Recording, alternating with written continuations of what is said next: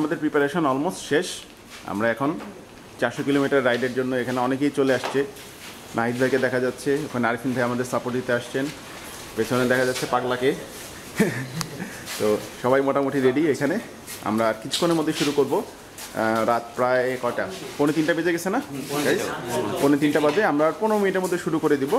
তো সবাইকে আমাদের রাউটটা বলি, আমরা এখান থেকে যখন আমরা বেরোবো কিন্তু ড্যামরা বেরিবাদ দিয়ে। হ্যাঁ, আমরা খিলগাঁও ফ্লাইওভার দিয়ে নামার পরই হাতের বায়ে একটা গলির মতো রাস্তা আছে, ওই রাস্তা দিয়ে চলে যাব।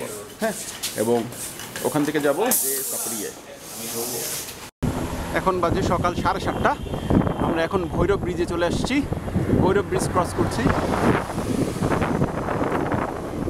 আমাদের টার্গেট হচ্ছে 12টার মধ্যে 200 কিলোমিটার কমপ্লিট করা। জানি না পারবো কি না, কারণ আমাদের শুরু করতে একটু দেরি হয়ে গেছে। কয়েকজন রাইডার ঘুম থেকে উঠতে পারিনি, দেরি করে উঠেছে। বাট দেখা যাক, আমরা এখন টার্গেট আছে।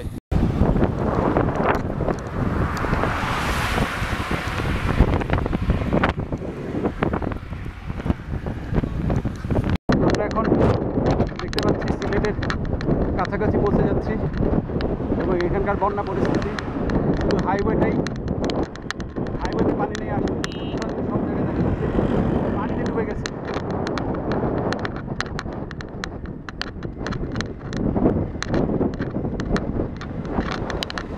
ড্রাগন, আশেপাশে সব ড্রাগনের এরিয়া মনে হচ্ছে। আমরা কোথায় এখন? সিলেট। আমরা সিলেট চলে আসছি। আমাদের প্রায় 146 কিলোমিটার হয়েছে। এখন সকাল 10টা বাজে।